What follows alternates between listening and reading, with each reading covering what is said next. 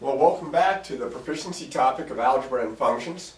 We're going to pick up where we left off with the second topic, the second video that we made. We're going to go into more types of equations, but then we're going to look at linear equations with two variables rather than just one. And then we'll look at systems of equations. And that, of course, when you're talking about linear equations, you're talking about lines. You can see some of them graphed out. We're also talking some about slope and such. All right, linear equation in two variables. Because there are two variables, the answer to the equation has two parts. One part for each variable, and typically the variables that are used are x and y. You can see in this first example, there's an equation that has two variables, x and y. Because there are two variables, you have more than just a single answer. You will have an infinite number of answers, and we write the answers as ordered pairs. The first part for the x, the second part for the y, the x coordinate and the y coordinate. Now we can graph lines because there are infinitely many points, and because we can't list them all, we graph the equations and we get lines, and the lines of course have infinitely many points, and the points represent, each point represents a solution. Each point has an ordered pair set of coordinates that would be a solution to the equation itself. It's kind of combining the ideas of algebra and geometry. This is called coordinate geometry. But more algebra than not. So we're going to continue, we're going to look at it from that point of view. Alright, so we have equations that have two variables. We're going to graph them by making a t-chart and finding 2 or 3 points to graph to help us, or we're going to use slope-intercept form. Slope-intercept form here is y equals mx plus b, where m is the slope and b is the y value of the y-intercept. The slope tells you how the line is slanted, and the y-intercept tells you where it crosses the y-axis. Remember, on your set of coordinates, this is the x-axis, this is the y-axis. Alright, so we're going to start off with a couple of examples of identifying the graphs given the equations. Which graph represents y equals 2x plus 3? Well, I'm not going to graph this all out. I'm going to look at what my slope and what my y-intercepts are. Now my y-intercept here, because this is in the slope intercept form, my y-intercept here is 0, 3. So I'm going to look to see which of these have a y-intercept at 0, 3. Well, here my y-intercept is in the negative, so it can't be that. Here it's way down here, it looks like about -6, it can't be that. Here it hits at the 3, and here it looks like it's a little bit above the 3, so it can't be that one either. Well, that was easy. I was able to eliminate and find that this is my answer here, because it was the only one that had a y-intercept at 0, 3. Also, you can see the line goes up and to the right, so the slope is positive. And I don't know if you can tell it very well, but it looks like it goes up 2 to the right 1. So that would have a slope of 2. So it's answer B. Next one up. Which graph represents the equation y equals 3x minus 1? Where in this case, my y-intercept here is 0, -1 again. How convenient it is that they've given us the equation in slope-intercept form. My slope is 3, my y-intercept is 0, -1. Well, 0, -1 is down here, not up here, so it can't be A. So that one works. That one works. This one goes through the origin where the x and the y-axis cross, so it can't be D. It's got to be one of these two guys. Now my slope is positive, so both of these are going up and to the right. This one seems to be going up and to the right a little bit more of a steeper slant, let's say, than this one does. And if you remember slope is, in this case, 3, but we think of slope as rise over run. So we would go up 3 over 1. Well, look here. If I go up 3 over 1, that matches up nicely. If I go up 3, 1, 2, 3 over 1, I'm not catching that line. This looks like more up 1 over 3, or a slope of 1/3. So it can't be C. My answer has to be answer B. Okay, let's talk a little bit about slope specifically. The slope of a line, which a lot of you know as rise over run, is the change in the y values over the change in the x values. Now, this y sub 2 minus y sub 1 over x sub 2 minus x sub 1, that's the formula for finding slope, and we use the letter M for slope. It comes from a French word. Now, the reason that we use that formula is because we can take the difference in the y values if we have 2 ordered pairs, and we can take the difference of the x values if we have 2 ordered pairs. But you have to be consistent. The subscripts show if you take the y value from the second ordered pair, then you take the y value from the first ordered pair. Well, on the bottom, the x value from the second minus the x value from the first. It has to be consistent and correspond. Now, here's some facts about slope. Parallel lines have the same slope. Well, non-vertical parallel lines have the same slope. Perpendicular lines have slopes that are opposite reciprocals. Opposites means they have different signs, and reciprocal is kind of like when you flip a fraction around and make the numerator the denominator and vice versa. Vertical lines we say have no slope, or we say that the slope is undefined. And horizontal lines have slope equal to 0. Now slope equal to 0 and no slope don't mean the same thing. Slope equal to 0, that's a number. No slope is because there is no number that describes it. That's why we use the term undefined. Now here we have an equation in this first example that is in slope-intercept form. Y equals mx plus b. So what is the slope of the line? Well, if you know y equals mx plus b, you can see that slope is -4, and my answer is C. All right? What is the slope of the line? And I'm talking about this diagram right here, the top one. What is the slope of this line? Well, they don't give us the equation of the line, so we can't just go to slope-intercept form. Instead, we find 2 points that are clearly on the line, such as this point right here, which is at -3. This is -3, 0. And this point right here, which is at 0, 2. And what I'm going to do is I'm going to count rise and run. I am going to go from here to here, north, south, east, west. I'm going to go up or down, then I'm going to go right or left. In this case, I'm going to go up, it looks like 2 spots. Up is positive. And then I'm going to go right 3 spots. So my rise is 2, my run is 3. Rise over run, my slope is 2/3. And hopefully that's one of my choices. It is. It's answer B. Now the next one says, use the diagram to answer the question, what's the slope of a line parallel to line segment KS? Well, here again, I can count rise and run. That might be the fastest way. Or I can take these 2 ordered pairs, since they're given, and substitute them into the formula up here. I'm just going to count rise over run. So that's up 1, 2, 3, and actually, nope, just up 2 it looks like. And then I'm going to go over, it looks like 1, 2, 3, let's see, looks like I've gone over 3. Up 2 to the right 3. Well, that sounds familiar. Up 2 to the right 3 is the same thing that I had there. My slope is 2/3, and that would be my answer. I didn't write down the choices, so my slope is 2/3. Now remember that the slope of the problem that I just worked was 2/3, that any line parallel to it would have the same slope, so that's why it was 2/3.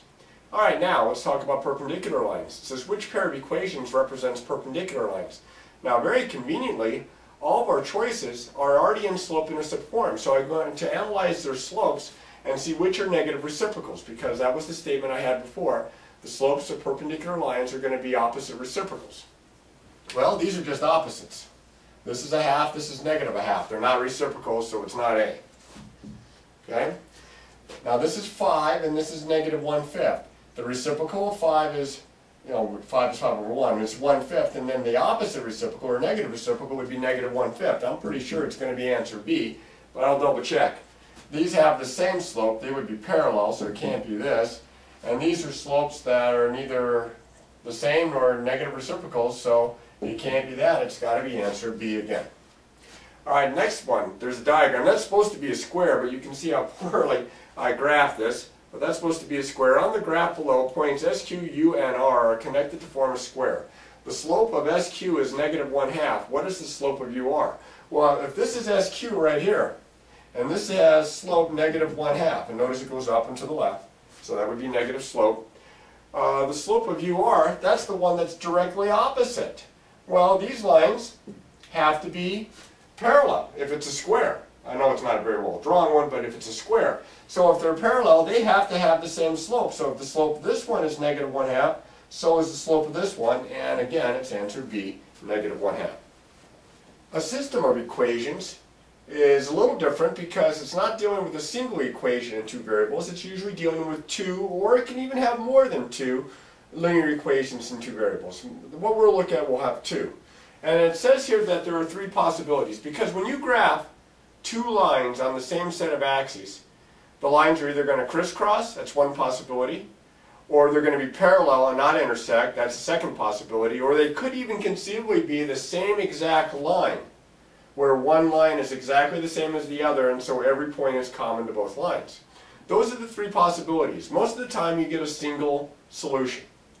Now the solution to a system means that it satisfies all the equations in the system, or if you have just 2 equations, it satisfies both. You plug in for the x and the y in both equations, the same ordered pair, and it makes both of them give a true statement. Now, this first example has to do just with the graphs. It says, in which graph do line M and line P represent a system of equations that has no solution? Well, it's a little rough, as you can see with my graphs here, but the graphs of the equations that do not have a solution do not intersect. And as you can see, it's got to be answer A. These two lines are drawn to be parallel. These intersect clearly right here. This is the same exact line. It's both M and P, so every point on the line is common to both. And these also intersect at a single point. But the parallel lines have no solution. This is called an inconsistent system. These ones that have solutions are called consistent systems. If it has one solution, like these two, they're called independent, and if every point on the line is exactly the same as every point on the other line, well, then it's called a dependent system. Alright, now right below this it says the system of equations is shown below. And they give you a system here, a 2x2 system, 2 equations, 2 variables. That's a 2x2 system. 3x minus 2y equals 8, and the opposite of x plus 3y equals negative 5. This has an infinite number of solutions, so does this, but do they have any in common? Well, here are 4 choices. It says, what is the solution of the system of equations? There are 2 ways to go about this. There's the direct way, and there's the indirect way. The indirect way would be to take each one of these ordered pairs one at a time and substitute them into both equations to see if they satisfy both equations completely. And that's the way I'm going to go ahead and show you first. I'm going to clear some of this out so I have a little bit of room. Okay, bear with me here, if you would. All right. I'm going to take the ordered pair 4, 2. I'm going to plug 4 in for x and 2 in for y right here. So that's 3 times 4 minus 2 times 2. Does that equal 8? Well, this is 12 minus 4 equals 8. 8 equals 8. It satisfies the first one. That's a good sign. Let's see if it satisfies the second one. Plug 4 in for x and 2 in for y right here. So that's the opposite of x. That would be negative 4 plus 3 times 2. Does that equal 8? Well, this is negative 4 plus 6 equals 8. This is 2 equals 8. No, this one doesn't work. So I'm going to cross this one off my list, and I'm going to go to the next one. 2, negative 1.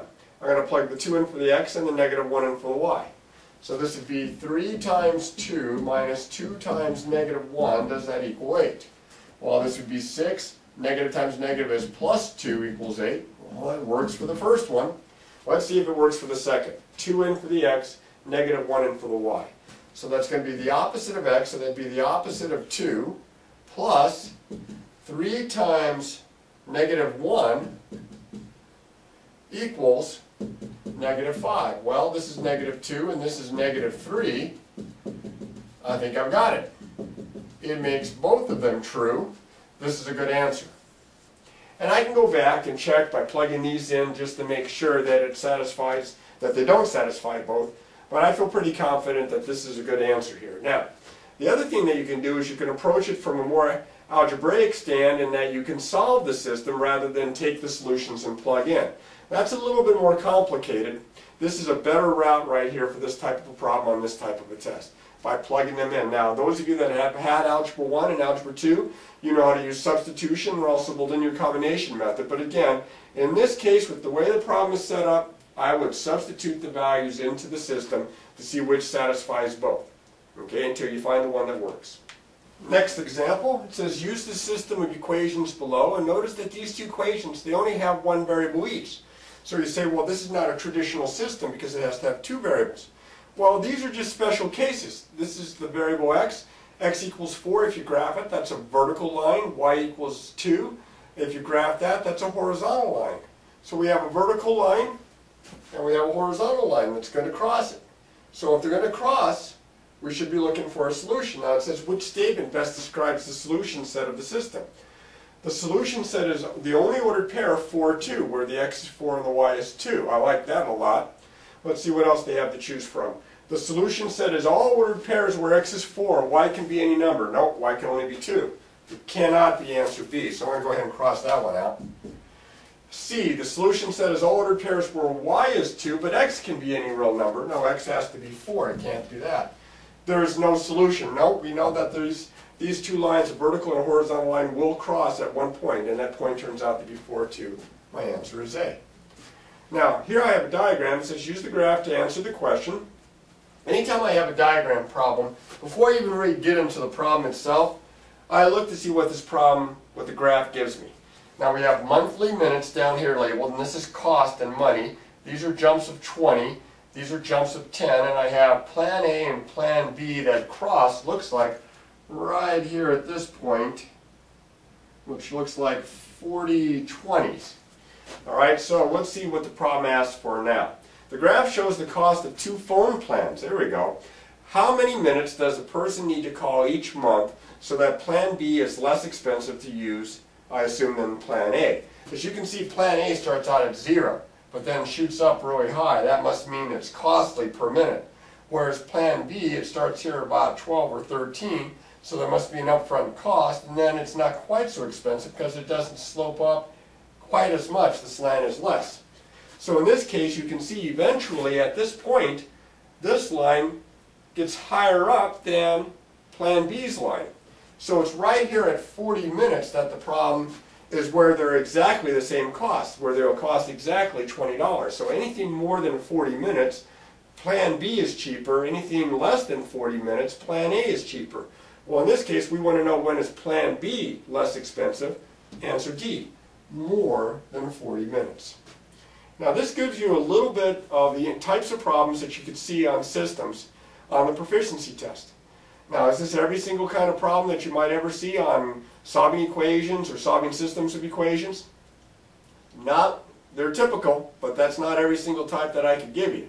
They're very typical of what you might see. So again, what we're going to expect that you do is get online, practice the problems on www.succeedinmath.com, or get worksheets and practice tests from your teacher, and practice, practice, practice.